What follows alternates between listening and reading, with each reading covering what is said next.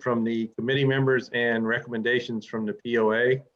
So with the latest outbreak in COVID cases, we decided to do just a Zoom meeting in January, and I suspect we might have to do this for a few more months, hopefully not too much longer, but it is what it is. So again, thanks for being here.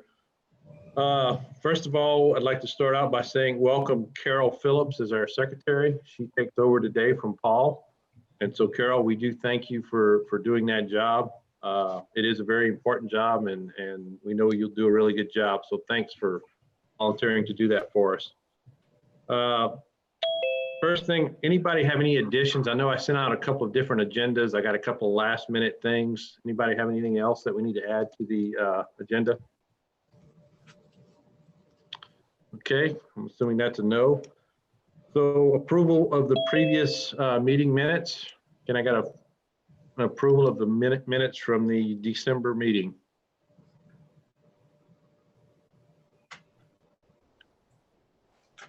Can we get a verbal so Carol can hear? Yeah, I motion to approve the minutes from the prior meeting.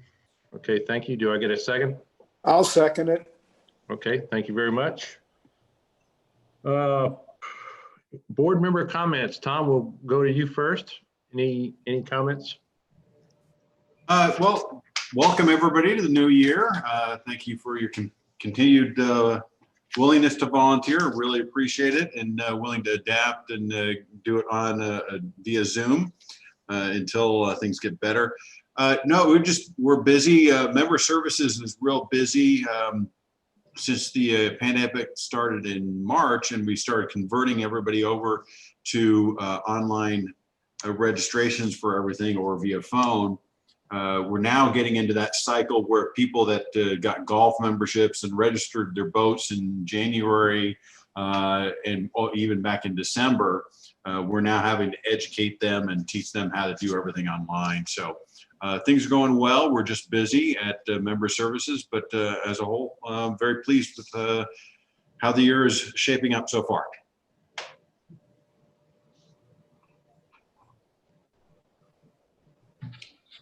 Matt, you're on mute. Oh, sorry. Anything else, Tom, or is that basically it? No, nothing much else going on right now. Okay, I can't say that. You have on your agenda that the events. That's one thing that the rec committee did spend quite a bit of time on Monday, but it's on the agenda, so we'll cover that at that time. Okay, thanks very much. I will say that the member services I did call and register my boats and some other things, and they were really courteous and efficient. So I would say they're doing a really good job, and they are busy. You can sense that they're very busy. So I've been seeing the numbers coming through, and we're extremely busy. So all right, so I'll go over to Rick Eccles if Rick has any to give his report or any other commentary.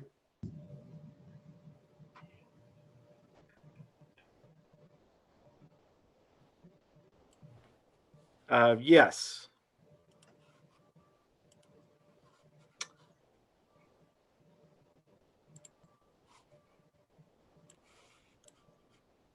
Okay. So we're finishing up analyzing our fall fishing data. Should have that out in February. I think it's already trickling out, but I believe we need to make some corrections. Need to look at that a little closer. Lake Brittany is to receive its third trout stocking next week. We just completed getting our permit for the 2021 season. That was a little bit delayed, so that has delayed that trout stocking by about a week, but we got that locked down now. I'm also working on other applications for goose depredation. We're required to have an aquaculture permit for the first time this year, and reports related to our scientific collection permit.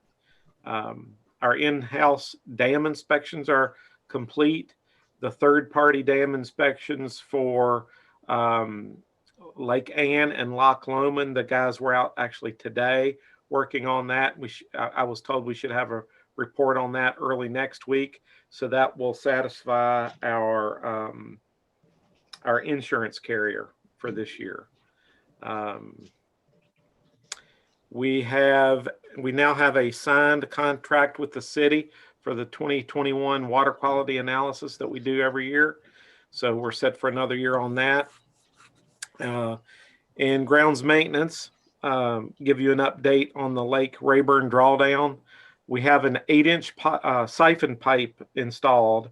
That's only getting us about 2 inches a day. But from what I understand and talking to a couple of the contractors, it's currently down 2 feet, and that I've been told is more than enough room for them to work on seawalls. There might be a couple of situations where docks aren't, the level's not maybe down quite enough for some work on docks, but we're going to continue to go until we get our 6-foot threshold there. And we're also going to leave the lake down till April 1 to make up for some of the lost time on the front end that we had in getting that done. Also, we're going to look at possibly removing some of the debris that inhibited us from using that valve, which caused all the delays in the first place. We'd really like to get that functional again, and this would be a good time to work on that. The the Lake Ann sinkhole. Rick, Yes. one question. Yes. How much further down does it have to go to work on that valve? Well, the problem is that valve's down about 22 feet. Oh, okay. So if we get it down 6 feet, we might then be able to do some wet dredging. We need to consult with a company to do that. Mike Taggart said that he had some contacts that we're going to be talking to see. I'm sure 6 feet will help, but it's down 22 feet, and I don't know how we feel about going down that far, but our existing siphon won't get us there either. So we would have to do something different. Rick, you mentioned you might go down as far as 8 feet. Is there any, still considering that? I don't know that I ever said 8 feet. 6. Well, anyway, it's no big deal. Whatever you decide. Yeah. Yeah. The 6 foot level is generally what we go for. It allows us to take care of all the dock and seawall related items. Sure. The sinkhole at Lake Ann, the quote danger area has been fenced off now with the temporary orange fencing to try to kind of block that off and keep onlookers from endangering themselves.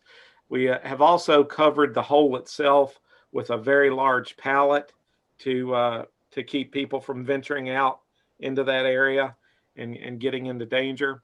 We had a virtual meeting this morning with Mike Homan and his staff from Terracon, which is an engineering firm that we have hired to give us some advice on fixing that whole problem. They have a plan. They're going to get started next week using a couple of different high-tech systems to let us know what kind of voids we might have in that area that we aren't currently able to see. They're going to be using ground penetrating radar, electromagnetic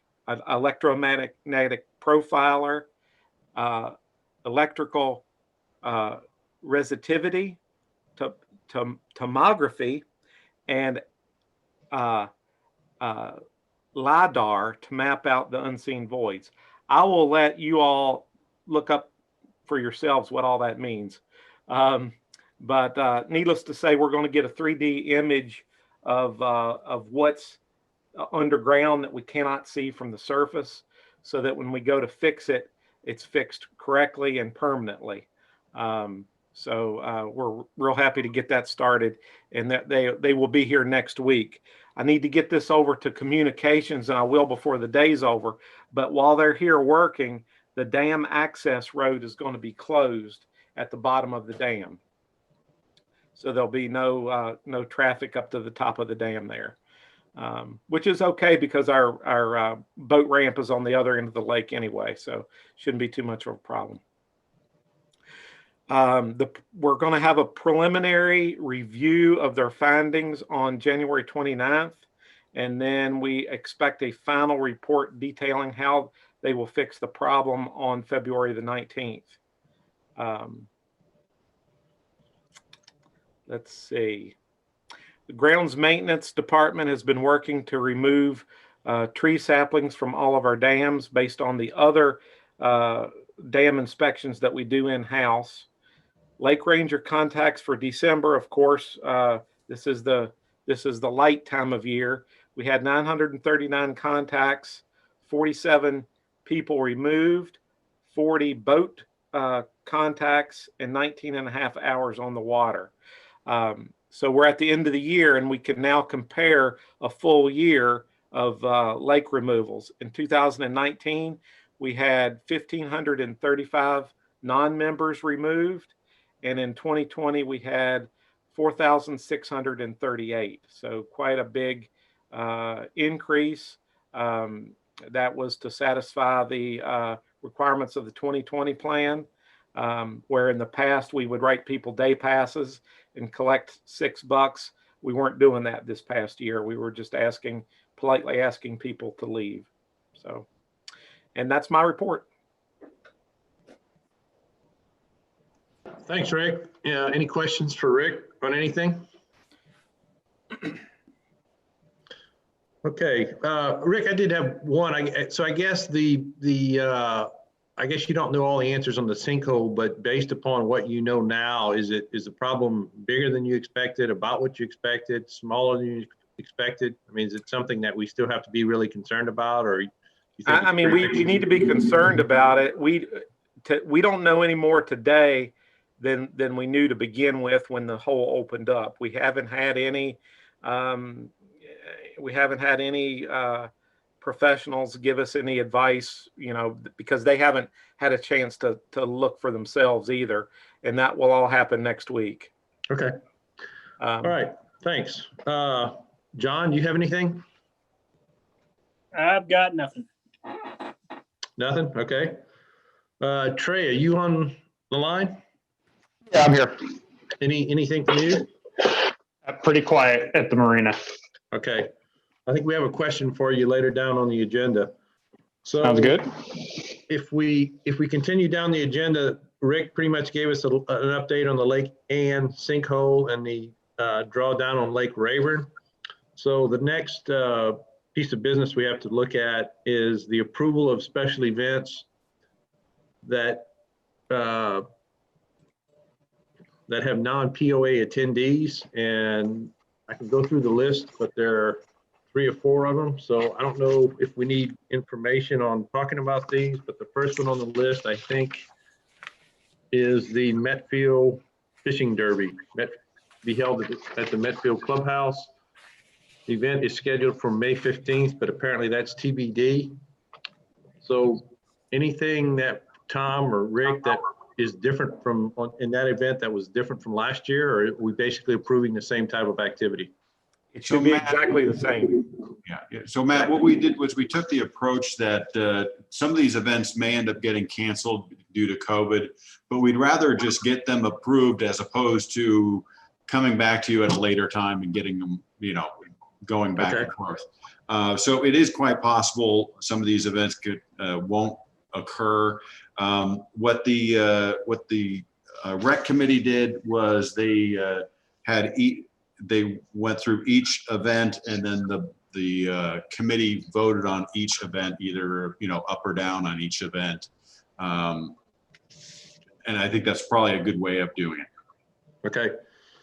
So anybody have any questions to Rick or Tom about the fishing derby? I think we actually did 2 weekends last year because I think we had a lot of fish left over. Yes. I think it's a good event for kids. Anybody have any questions before we proceed to a vote on that item? Okay, so now I'd ask us to all vote, and by show of hands so that Carol can at least see who is voting yes. So if in terms of the fishing derby, anybody, All in favor of the fishing derby? Okay, looks like that's unanimous. Any opposed? Okay, so that one is approved by the majority, by nobody opposed, so we've got that one approved. The kayak demo days, I think I know what that is, and I think that was canceled last year also, wasn't it, Rick? It was. And that's a company that comes in and Ozark Mountain and allows the public to try out kayaks and what have you. Is that correct? That is correct. They said that they would be willing to do it this year, no matter what, if we gave them if we approved them. They said they're all in. Okay. Any questions from committee members on the kayak demo days? I guess the only question I would have on that is, obviously last year started a different journey in life for us, but they sold out extremely fast. Would we want to look at moving them up further, or do we think things have kind of evened out and they'll be in stock and be able to execute something like this in a time period they've done in the prior years? So I talked to Bruce Jenkins last week about that. He said that he doesn't expect as big of a year as he had last year. He sold a ton of kayaks. He expects somewhere between what we had last year and a typical year. But he's pretty set on that early June date, which I think this year would be like June the 5th, something like that. If we go too much earlier than that, it's a little cool for water contact. And if we go later, well, we're, deeper into summer and people have already made their decisions. But, and I'll say this too, we really don't get anything out of the deal. They pretty much put on the event themselves, but we do get, most of the kayaks are sold to members, and we do get that benefit of the registration when they're bought. So there is some benefit to us. If you look at the boat registrations over the last few years, and if you drill down and look at kayaks, they go through the roof, and I think that this event contributes to that. Question, is there any way that event could be closed and be Bella Vista members only? I suppose it could. I don't know. I don't know if Bruce would go for that or not, but I think something like 90% of folks are Bella Vista members anyway. So it may not make that much difference to him, but I don't want to speak for him. Does he advertise it outside of Bella Vista? I'm honestly not sure. Okay, because we don't advertise it, do we? We advertise it within Bella Vista. Correct. We send it out to our membership. It's in the sporting update and a couple other areas as well. I'm one of the reps that does the Hobie kayaks, and we put it on the Hobie website. So it is out there nationally. Jason, do you have a better handle on how many resident versus non-resident people we attract?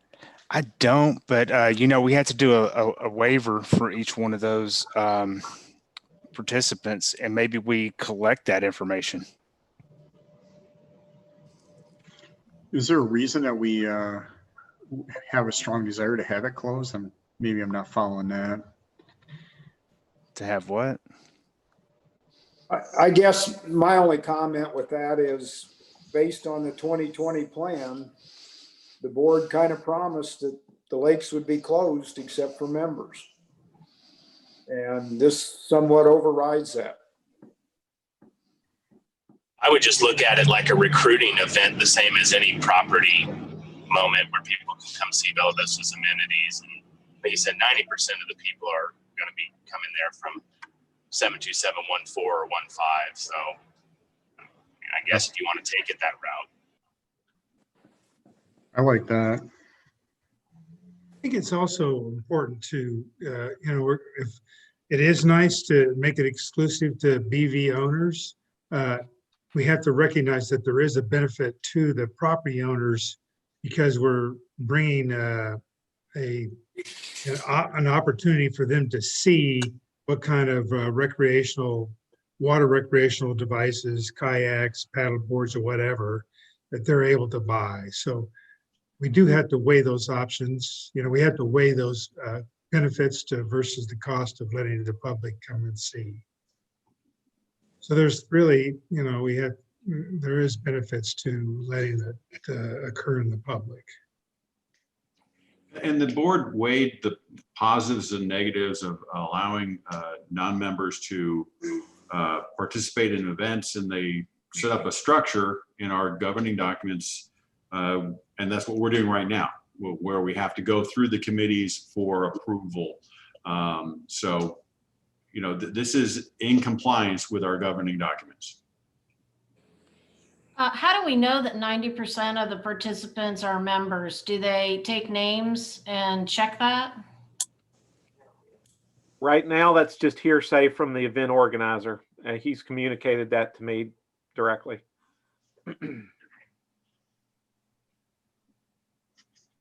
I have another question.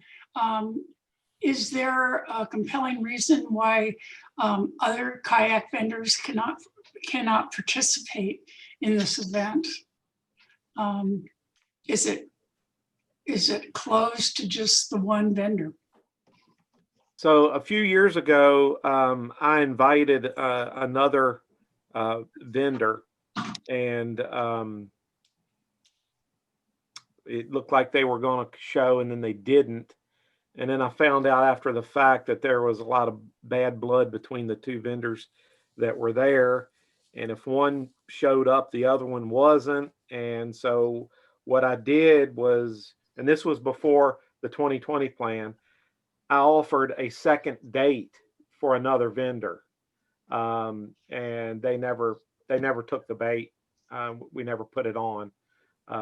So it's not that it's closed to anyone else. It's just, so far we haven't been pushed to accept anyone else. Okay. Any other discussion, questions, concerns prior to voting on the kayak demo days? Okay, once again, I'd ask you to show your hand so that we can record the vote. All in favor of allowing the kayak demo days to proceed? Any opposed? Okay, that motion, Errol, you're opposed? Okay. So I would say that motion passes. We had 4 yeses and 1 no. Moving on to the next item on the list is the Baker Elementary Field Ecology Day. And Rick, I don't think we've done these in the past, so maybe a little explanation would be in order on these two, the next two. Okay, so I think I can knock both of these out with one explanation. They're basically the same. It's just 2 different schools. They come typically to Lake Windsor, and there's different stations, and they rotate. They'll do an aquatic ecology session where they look at aquatic bugs under rocks, and they talk to someone about clean water and what to expect when water is clean, and what to look for when things aren't quite right. There'll be another area where the fly tyers help the kids fish. There have been areas of kayaks where they get a paddling demonstration and they get to go out and paddle a bit for themselves.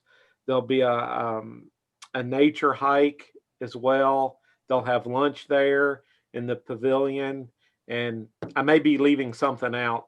That they learn from our group what we do on the lakes as far as our fish sampling. They learn a little bit about what it takes to pursue a career in fisheries, wildlife, aquatic ecology, that kind of thing. So that's basically what it's about. So I guess my question would be, and again, I think it's sounds like it's something that would be a very good learning experience for the kids who are going to attend. But so I know Cooper Elementary is technically within the limits of Bella Vista. Is Baker? From what I understand, no. No, it's in Bentonville. It's in Bentonville. So I guess my next question would be, I have a feeling that these events have become very, very popular, and that as news of these spread, we may get multiple requests in the future. And I don't know if that's a concern of yours, or if we can somehow limit that if we need to, or whatever. That would be my concern. Since I've been here, there have only been the 2. Okay. But And I yeah, doubt- we've done these things historically. I'm not, they didn't do it last year for obvious reasons with COVID, but probably the 10 years prior, it's just about always happened at least once a year. Okay. I can say on behalf of the Windsor event, where we bring the kids in and teach them how to fish, is that probably there's less than a 50-50 chance we'll do it this year, mainly because of COVID-19. Okay. Any questions, concerns, or comments prior to taking a vote on the Baker Elementary Field Ecology Day? Well, in line with 2020, how would we restrict it to, I think you could restrict kayak day to members only, but you'd have to have a gate and ask everybody to show an ID. How would you do it with the children? Would you just say, no, we can't do it because? I think for both of these, it's an all or nothing. Yeah, I would think so. And I would think, again, it has some, the drawbacks to it would be less than with kayak day, I would think, because we're trying to help the development of children. So I would think it'd be a good thing. I liken it to if you live in Bella Vista and you have young kids and you take your kids to the Bentonville skating rink, the ice skating rink during the holiday season, there's nobody over there who's saying, hey, if you don't live in Bentonville, you can't skate in our ice rink. I know we have the 2020 plan, but some of these things just seem to make a lot of sense for the kids and the people who go to school there. So I don't know, we can police it, I guess, to a certain degree, but in my opinion, it's still a good idea to do those for the kids. How many kids usually participate? I mean, are we talking every grade, every elementary grade, both grade schools? It's generally the 4th grade class, if I'm not mistaken, which may be 100, 125 kids.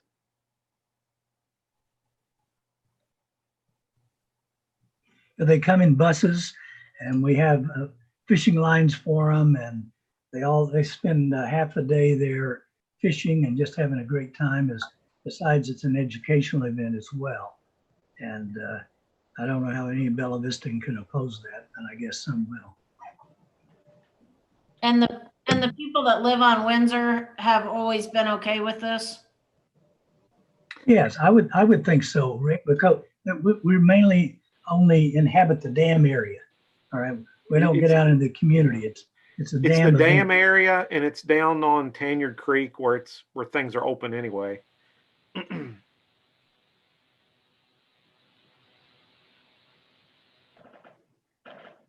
Okay, if there's no further comment, I'd ask for a vote on all who approve the Baker Elementary Field Ecology Day.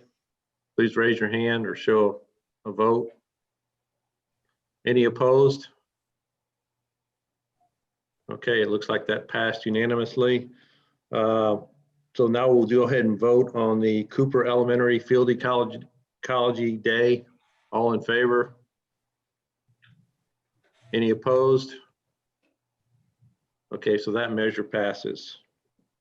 So thanks for your time in considering these events. Again, some of them may not occur, but at least if they can get scheduled, we've given them the approval to go ahead and proceed with them. Rick, I think you have the next thing on the agenda. You were asking about the fuel at the Bella Vista Marina. So I'll let you ask that question. Yeah, so I asked that to go on the agenda yesterday or the day before, so it's short notice, but I wanted to just, I'm not sure, maybe Trey can speak to it, but what is our fuel management program for the marina fuel? And does it get filtered? Does it get checked for sediment? And I will say that it comes from my own personal experience, so I wanted to ask that question. Is there someone that can speak to it, or do we need to have it as a follow-up for next month? No, I can speak about it. Okay, So the fuel pump is tested yearly in accordance with all of the, we're just like at a gas station. We have a company come down that tests the pump, and they run the fuel through and test that. And our fuel company tests the fuel once a year. It's a 87 octane. It's an ethanol-free gas, so we don't have the issues of the ethanol being left over the winter. And there's a filter system that's in the tank, and then the tank also has a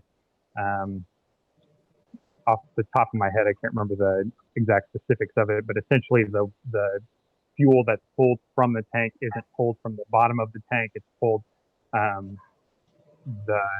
bung is a ways up on the tank so that it's not pulling off of the bottom. I'm sorry, were there other questions that you had about that? Am I missing one? no, so that sounds like the checks are annually. Here's why it comes to mind for me. I've had two different boats on Loman, and because I keep them on Loman, I've bought fuel at Loman. Both boats, different boats, ended up having water in the fuel, and I had to pay a marina to get that. What they end up doing is dumping all the fuel and then refilling. So I'm concerned about it, and I do know from my own personal experience in aviation, because of their concern about fuel contamination, the typical operation, fixed base operator will test, he'll do 3 tests daily. One of them will be take a pull from the sump for what's called clear and bright to make sure that there's no water in it. Then he'll also pull from the nozzle, and then he'll also pull from the drain, from the filter mechanism. And those tests are all done daily to prevent the opportunity for water incursion. So that's something I'm aware of. So I wanted to, and then so going back to my own personal experience, where 2 boats on Loman, where I've only purchased from either the marina or from Casey's, their high octane, no alcohol fuel.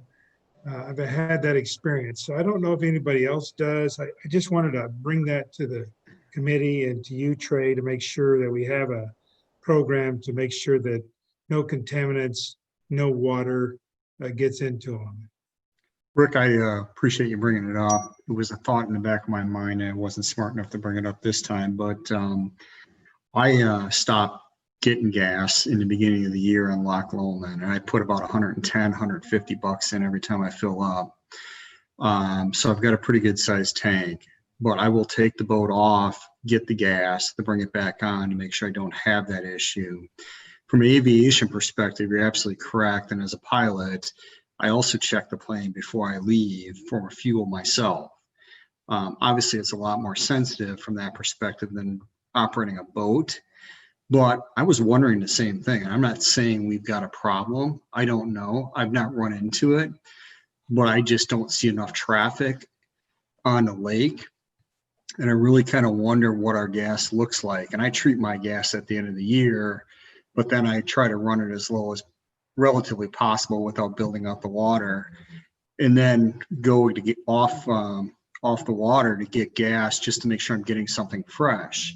And I guess I kind of wonder if we have any challenges. Is there anything we need to do better? And are we losing business because maybe we do a great job, but we don't explain to people why it's safe to get gas here in the beginning of the year? So it does open a lot of thoughts and questions I personally had. So I appreciate it. I'll tell you, speaking to this directly, I've had this conversation a couple of times with people. As everybody knows, we just took the marina back over 2 seasons ago, so I can't speak on the practices for historically from the marina.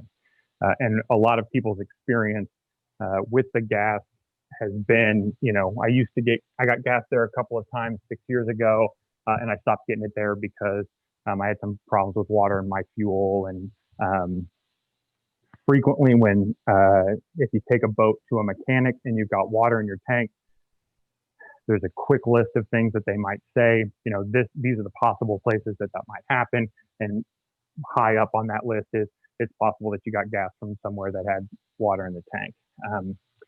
So like I said, I can't speak to those things historically. However, we have 6 boats on the water.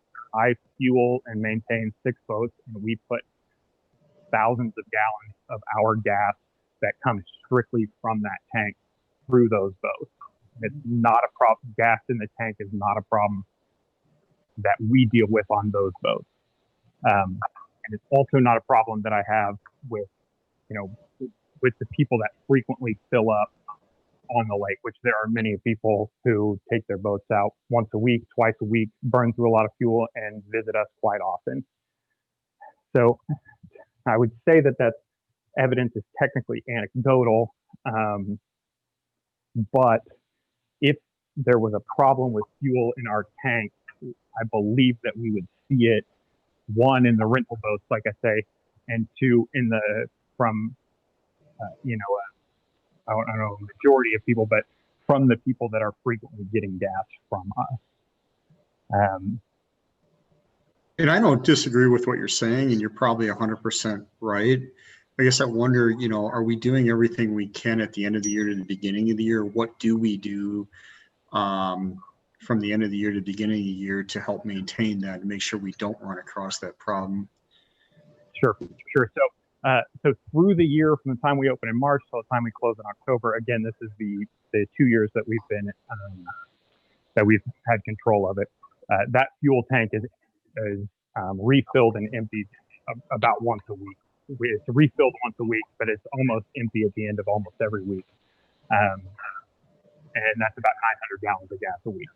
So that's what's happening with our gas. Gas is sitting in that tank during the year.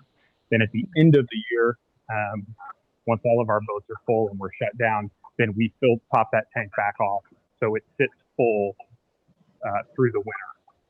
And then in the spring, that's when they come to test. That's when the fuel company and the company that we pay to service the pump come and test. They do that right before we open up for the year. So that's the practice at the moment. Yeah, man, I feel much better about understanding it after listening to you there. I just didn't have any insight as to how much we're burning through in the precautionary side, so I appreciate the insight there. I did hear you say that we open in March, and when we kicked off this conversation earlier, I started looking to figure out what the hours are at the marina. And when I look online, it says close Monday, Tuesday, 8 to 5, Friday, Saturday, Sunday, 9 to 6. I looked on the app, I didn't see anything there, but I guess I'm wondering, are those times accurate? Are those times accurate for gas? Because last year there seemed to be confusion as to when you could and couldn't get gas in the beginning of the year. So part of that confusion comes from the fact that there were hours that they were open before. We tried some different times out our first year. I can't remember what the exact dates were, but it was something like for the first 2 months we were open for a shortened period of time, and then we opened up longer hours through the summer, and then we cut the hours down once or twice then as business petered out in the fall. And then last year there's 3 different times. There's a time that we were open in the spring, hours of operation in the summer, and then hours of operation in the fall. And the spring and fall hours were the same.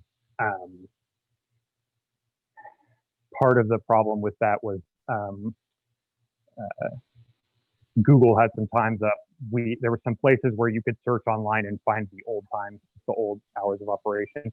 And then obviously with the COVID that affected some time. It is my firm hope and belief that this spring, when we open, we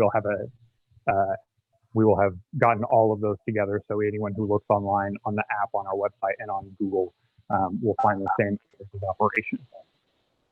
What are the hours of operation, and are we thinking that it would be plausible to post something even on the gas, tank, if you will, just to give people who are pulling up an understanding? And when they called the phone number last year, it differed also. So is the voice messaging and stuff like that synced up? I think the idea of putting our hours on the gas tank, I think that's a good idea. I'm gonna make a note of that now. I'll tell you, we're not gonna decide exactly on the hours until late February, early March, just because of the COVID situation, and we're not exactly. What we don't want to do is post another set of hours, which might have to change later, if that makes sense. So we're waiting as long as we can to decide what the exact hours are going to be for operation this spring.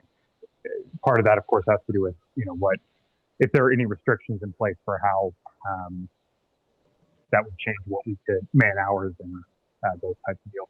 So I wish I had a better answer for that hours right now. Late February, I will have that answer for you though.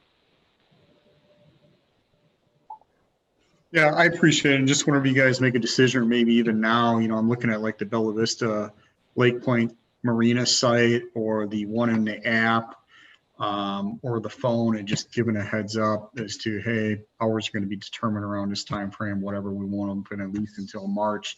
Be conservative with it, whatever that means to you guys. But anything we could do to be clear on the message and use the vehicles having the same message, I would appreciate it. So thank you. Yeah, let me get a note out there to we'll get those hours taken off of the. Trey, if we go back to that discussion about fuel. Sorry, Rick, if there was other questions.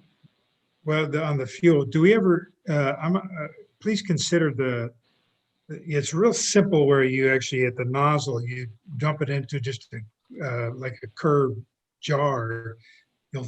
Even a pint or 2 pints of fuel will show it. And also, do we ever sump the tank? Because that's where the water would be. Because it sounds like you have a lot of usage, a tank a week almost. It requires fuel come in weekly. So there's an excellent turnover. It's a high quality fuel with no alcohol. And so if you would consider making checks at the nozzle to make sure there's no water in it, and raise the question is, can we check the sump periodically for water? To do a definitive answer, let me speak with them. Yeah, that'd be fine. Do that and see what it would take to. I know that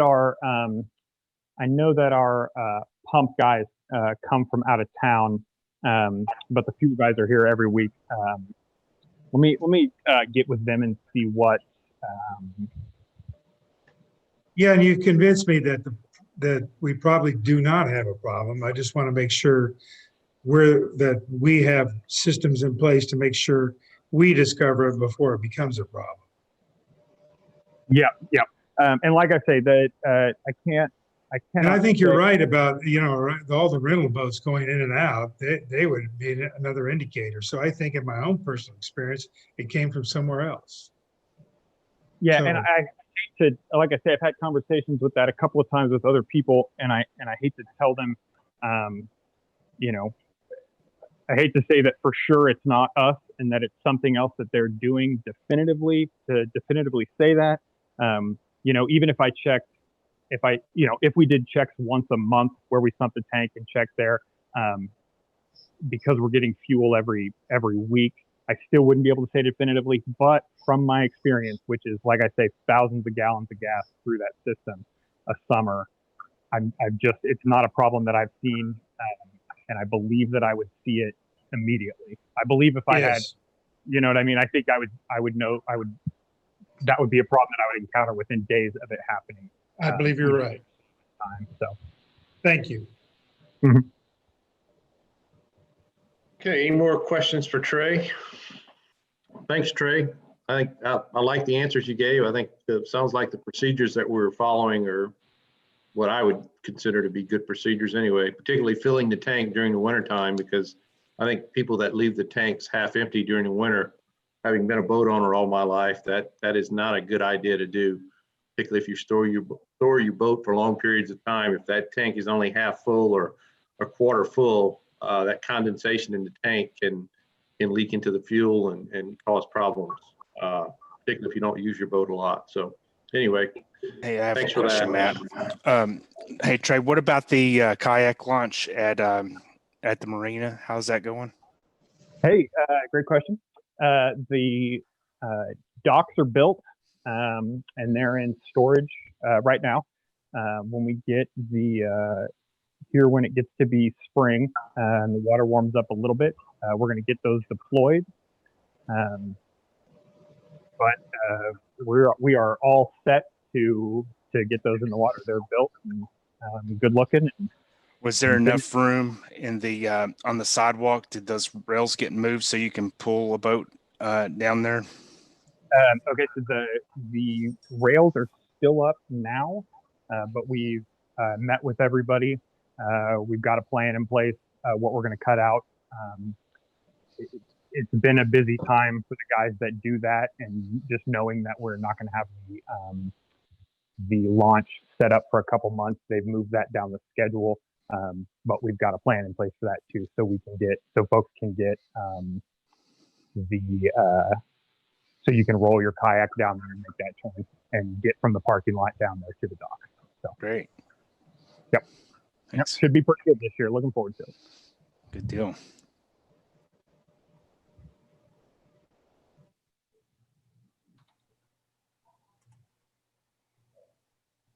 Matt, you're Matt, on you're mute. muted. Muted. There you go. Can you hear me now? Anybody else have any other? That's all I had on the agenda. So if there are any other questions or concerns that anybody has. Okay, pretty. All right. Well, with that, again, thanks for everybody who is attending. The next meeting is scheduled for February the 10th, and I'm assuming it'll be a Zoom meeting unless things rapidly recover, which I don't think will happen. But again, thanks to everyone. Thanks for your input. And I got a question, one other question, Matt, and that is, we were talking about banning jug fishing and frontline fishing on the big lakes. And I'm wondering, we were going to try to vet this out at the next February meeting. Is that still on the minds of Rick and others to do this? And if we do it, are we going to do it on Zoom? Rick, we had talked about discussing jug lines at the February meeting. Is that something that we still want to do, you think? Yes, we can. We want to make sure that we allow ample time for both sides of the issue to put together their case. If we can get that out, sure. How would we do this on Zoom? Just like we're doing now, we would vet our considerations online like this. I don't know how else we would do it. And is there any hurry to do it?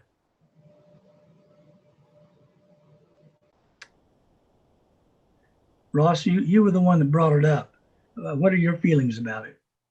Well, yeah, it came up a few different times. I'm an advocate for getting rid of it, but I understand the complications with the state and so forth. I have no problem talking about it over Zoom. I don't have an issue either way with that, but I think it'd be great to have the conversation go further. I think we have to also understand this is part of a threat of Arkansas, if you will, and probably many other states and so forth. So it's probably not going to be anything that gets solved quickly and maybe nothing comes of it, but I do think it'd be good to have just a quick dialogue and understand what the next steps really should be from a Bella Vista perspective and what do we want to do with it, if anything. Well, I think it's appropriate to put on the agenda and for the committee to discuss it and would just weigh the pros and cons. And then Rick Eccles may be able to guide us as far as what if we choose to try to eliminate it. But first, we need to really have a chance to debate the pros and cons, let it occur during the meeting agenda, and see if there's any other POA members that have a feeling one way or the other about it. And that can be easily done by putting it on the agenda and using our own internal resources and nothing else just to discuss. So I think we should. All right, but how are we going to include members of the community, members of fishing club members who have opinions? How are we going to include them on the open forum in the Zoom session? Is there people that, I'm sorry, go ahead. Oh, what we've done in the past is we've sent out that information on our e-newsletters and asked them to send in an email. We give them a designated email address to send it to, and then we could do it that way if you wanted to. Keep in mind that in order to change, this is a state regulation, and in order to enact some sort of a change on jug line fishing, it's going to require us going to the city of Bella Vista and getting special approval, which we have not done before. So just keep that in mind. No, but if it is important enough to the POA, then we can try to proceed to do that if we determine it to be important. Absolutely. Well, that's true, but all right, let's say 15 or 20 people sign up for the next Zoom meeting on the open session. How are we going to manage it? Just like we're doing now? Well, I don't think the public is allowed to attend a Zoom meeting, so they're going to have to submit comments to board members, or committee members, is my understanding. Yeah, what we could do is we could set up a specific email address that they send it to, and then maybe Matt or someone reads each of the comments, so that way everybody on the committee is aware of the feeling of the community. What about the Facebook Live? Can't you use that to get the questions from anybody that can view it on Facebook? It's possible. We've had some challenges with Facebook Live recently, but I'm hoping that we got it solved. Because of political things that are going on in our nation, Facebook Live is a little bit more restrictive of late. I guess I even wonder, do we want to get together the first time and maybe let Rick's team or whoever it is educate us on what this even is, and then decide next steps from there before we share it out with the community and just get smarter about it ourselves? Just food for thought. It's not a bad idea. Rick, what do you think of that idea? Sure, we can put together an outline. And what is it? What if we have an idea of how many people or number of residents who are participating? What impact it has on the fishery? I'm just thinking off the top of my head all the issues, pros and cons that might be affected. I know Ross, you talked about people leaving jug lines unattended, hours they're supposed to be manned, when they're supposed to be picked up. We also consider what some of the councilmen, the POA councilmen, might think of it if we come to them with such a change and request their participation in managing the laws on our lake. Yeah, I have a feeling you're gonna have a strong pro and a strong con. I think it's gonna be I think you have diehard jug line fishermen out there who are gonna be like me. Yeah, who are gonna be really strongly in favor of it, and you're gonna have other people that I really don't have an opinion because I don't do it, but you're gonna have others who are saying I don't want it done at all. So I think it'll be a pretty lively debate, I would suspect. So is that what we want to do? We want to kind of ferret this out in the next meeting prior to opening up to the public? or opening up to a forum of some sort? There's I sufficient think time. that's a good idea. Is there that's a good sufficient idea, time Matt. between? Yeah, we want to open it up, but is there enough time between now and the next meeting to do it? Yeah, let's take the suggestion and talk about it at the next meeting, get ourselves educated, and then perhaps we could put something out and discuss it at the March meeting. I think that's a good idea as well. To end on a positive note, if you will, as well, there was a couple comments made on registrations of boats and stuff. I had to call the POA myself this week to register 5 boats or devices, whatever.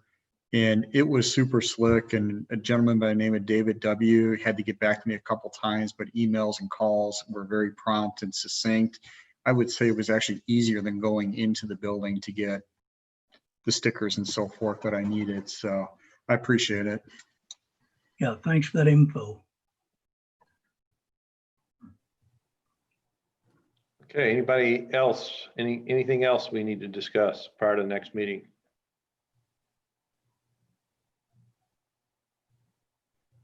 Going once, going twice. Meeting adjourned. Thanks, everyone. Thanks.